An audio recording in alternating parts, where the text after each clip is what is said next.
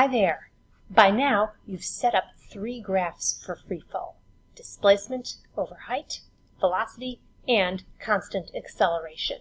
You know how to format your axes to change the zoom and the scale so that the auto set doesn't boss you around.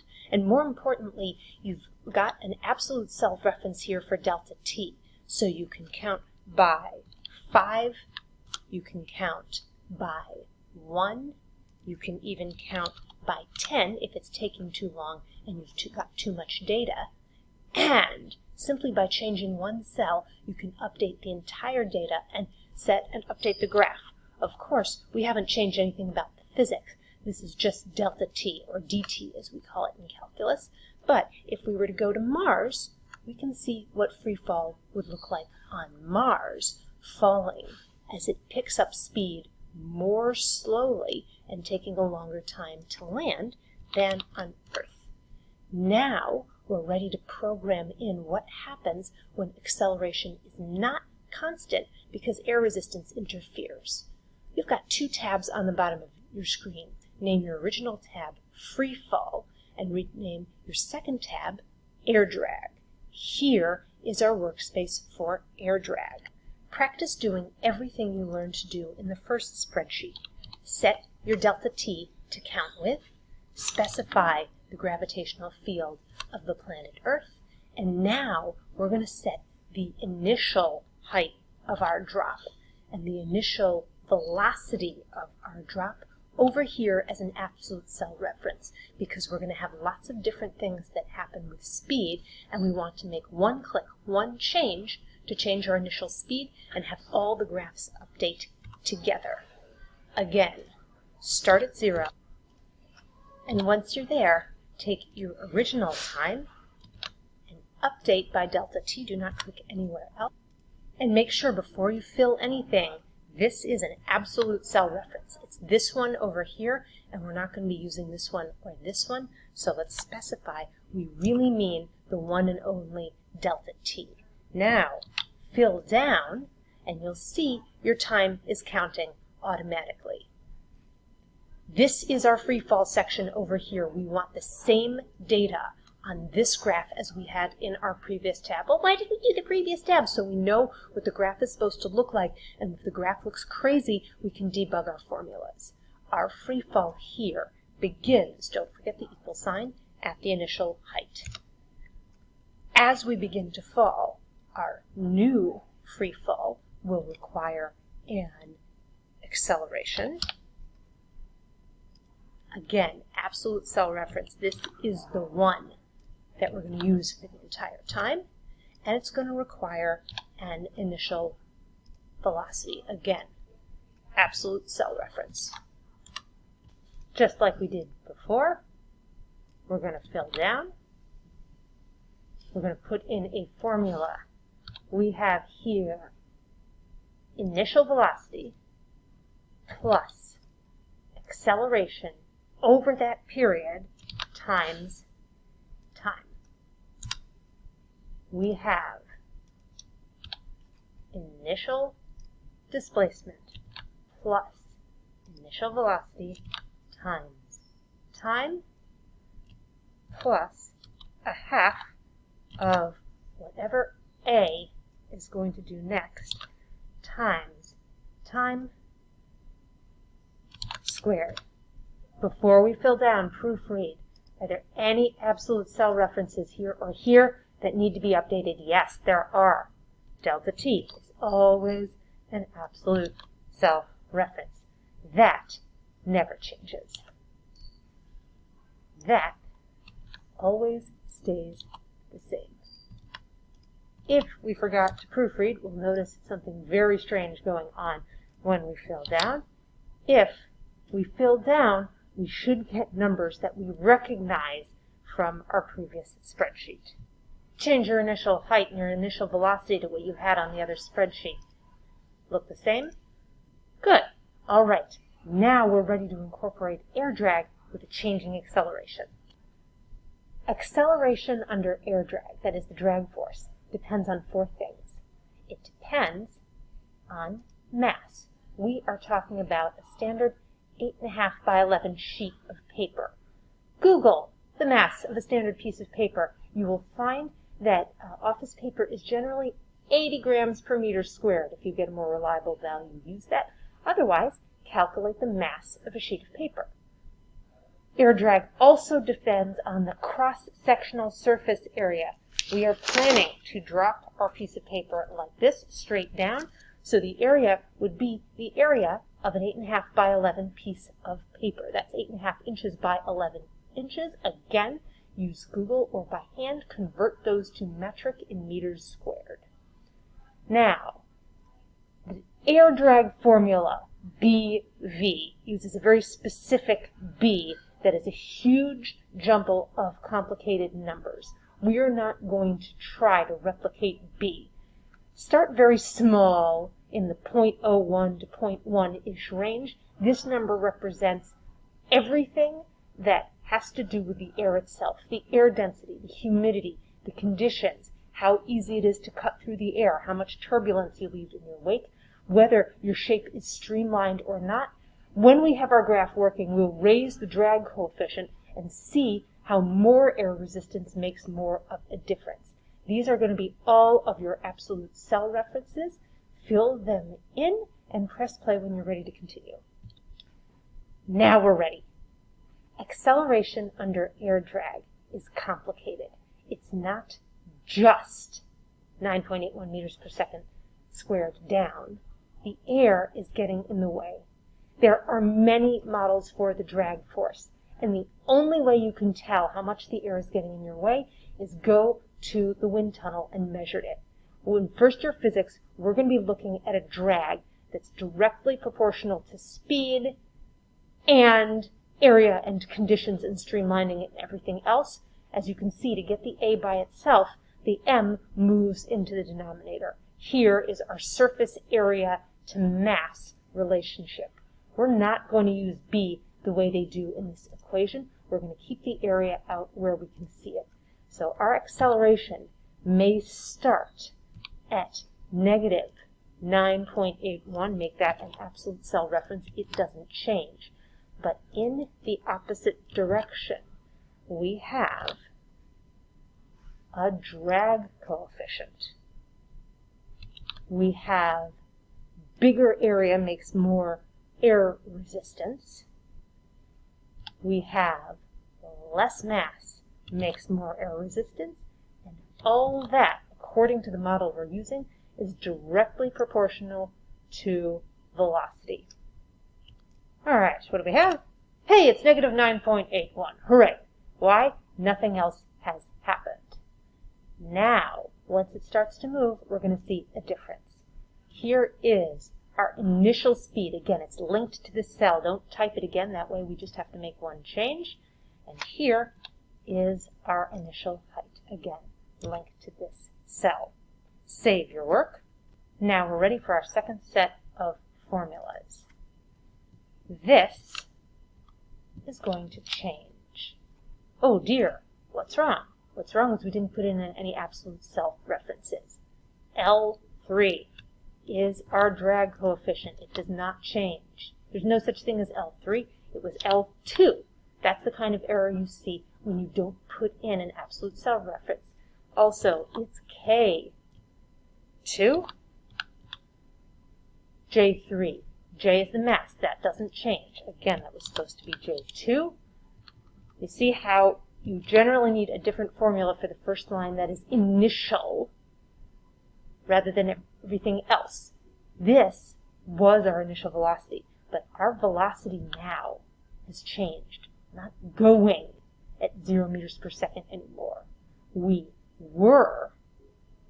For how long? Well, for a teeny amount of time. All right, we're not going at 0 meters per second anymore. But it was just 10 milliseconds. I think we'll be okay. As long as we keep our delta t small, we'll make a little approximation. Similarly, our new velocity is going to be our initial speed, not an absolute cell reference, plus our acceleration, granted it's a little bit out of date,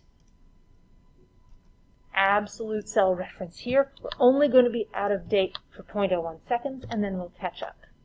Similarly, our height takes our initial height. Our initial velocity, the one we were going before, times the delta t. That is very, very, very small. Granted, this is an approximation. The smaller your delta t, the better the approximation will be at telling you what's actually going on.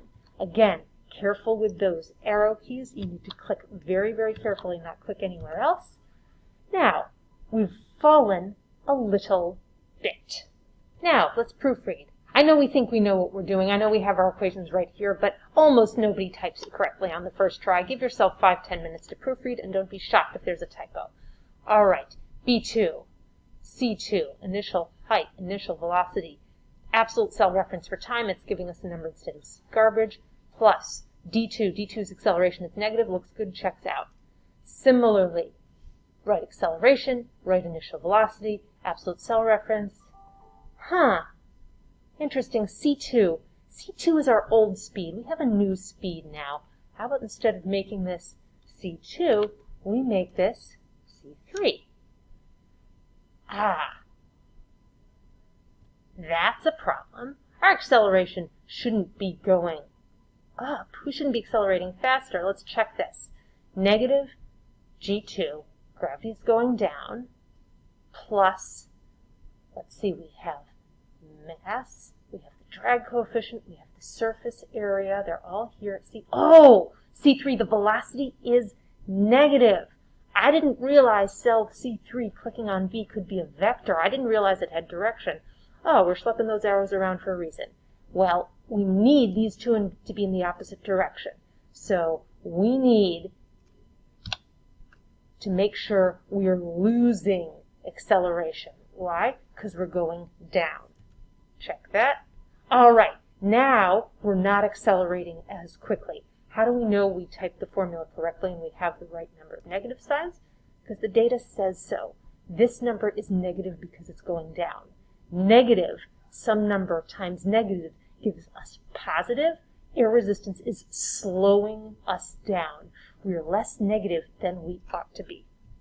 All right, let's fill down. And we can see our acceleration is less than it was before as we fall down and pick up speed on the way down. Now, let's see how air drag makes a difference over free fall. Make the graphs like you did on your first tab. You can make a graph of the data by inserting an XY scatterplot, either with dots or as a line. And having done that, quickly make sure that you've got axis titles labeled nicely. Turn on the key, turn on the legend now because you're going to need it in a minute. Make sure these have titles, make sure these have units, and make sure that this series is called something a little more sensible. Specifically, column B, the name of this series is air drag.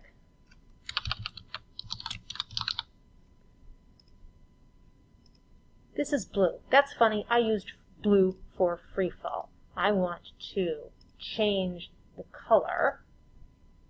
I want free fall to be something more yellow that matches my labels, and I want the line to be a little thicker. All right, label everything, and when you're ready, press play to add the free fall data. As we saw before, the way you add another line to the same graph is select data. You can add another trend line. You can name it free fall. You can select the very specific values you want for X, like the ones in time. Enter, don't click anywhere else. You can get rid of this. You can select the very specific values you want for column Y. Here they are. Again, don't click anywhere else. Note that the computer is telling you the data ends at 26. You could do that And this would work. Again, freefall is not orange. Freefall should be blue, so click on that, format that data series. Is this the orange one? Not for long. I want it to be blue. There we go. And notice that there's no difference between freefall and air drag. Why? Because our drag coefficient is so small. Now watch.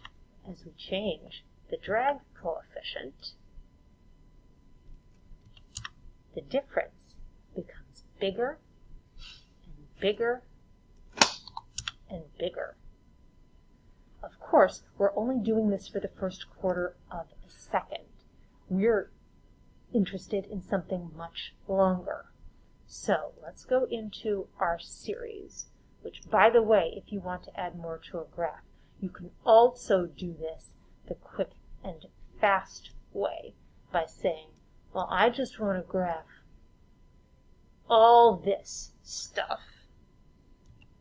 And then it'll give you everything all automatically loaded nicely here, and you can just remove what you don't want to be graphing right now. That's the other way to add data to a chart. In any case, we're here. It has given us this automatically. What about if we go a little bit further? Yeah, I know there's nothing at 2000 now, but we could if we filled down. Make sure that this chart is looking for something for more than the first quarter second. And then you can drag across and fill down for as many seconds as you like. All those calculations you were doing by hand, 3, 2, 1, Control D, fill down.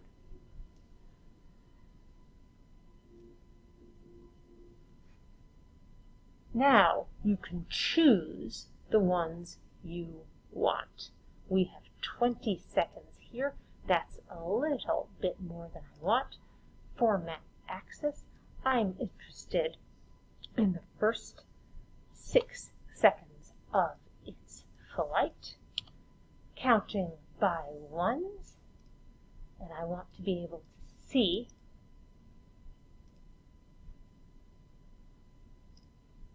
what it looks like, and I am interested not in the first 2 miles of its fall,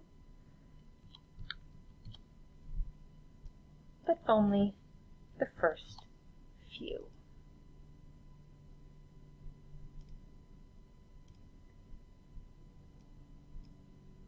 That looks reasonable.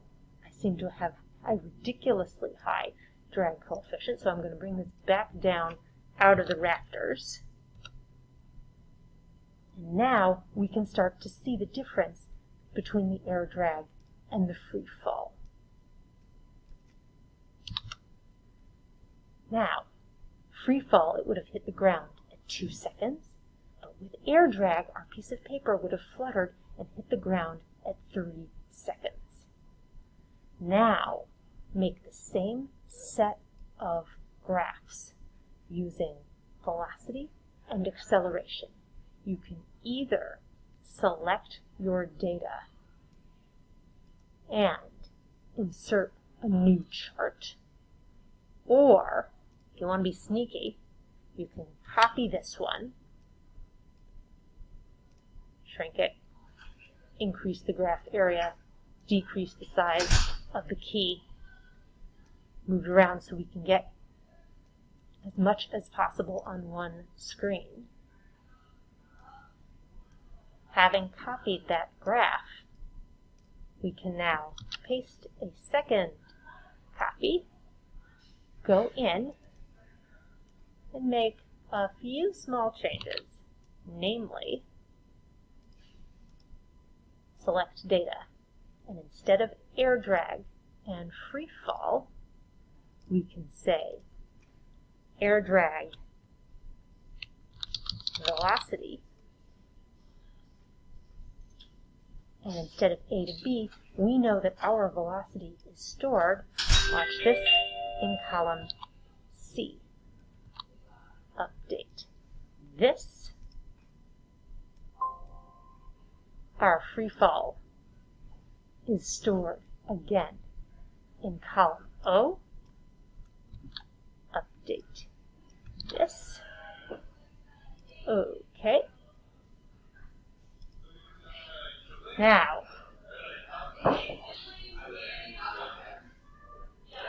we can change our colors, not let the program boss us around. We had one color for freefall. It was not blue. Freefall was somewhere, if it was blue, freefall was somewhere in the blue family. And air drag was somewhere in the yellow family. Now we can see the difference.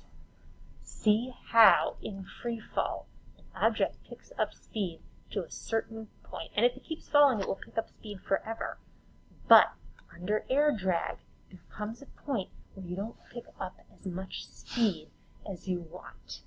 So change your labels. Label your axes. Drag and drop and resize until you can see the graph and the key on the same screen as your data. There's no reason this needs to be so big. We just want to be able to see the trends.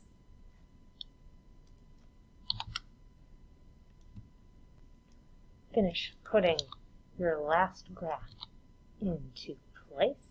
Make sure both trend lines say what you want them to say, and they are in colors you can follow. Don't let the axes boss you around.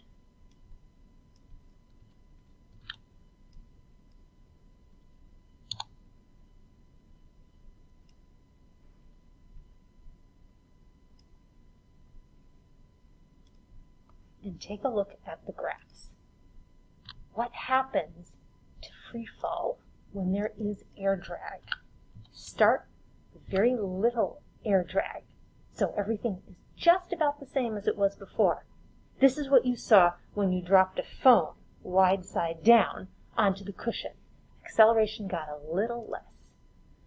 But if there's a little more drag, or a little more surface area,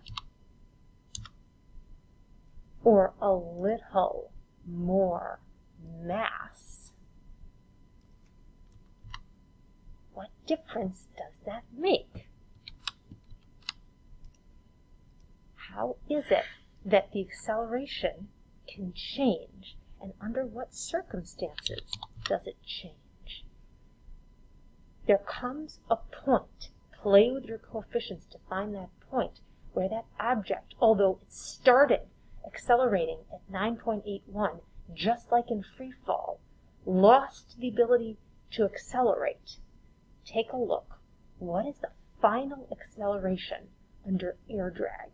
What does that do to the velocity? Play with your numbers as much as you please and write up your conclusions. Happy experimenting!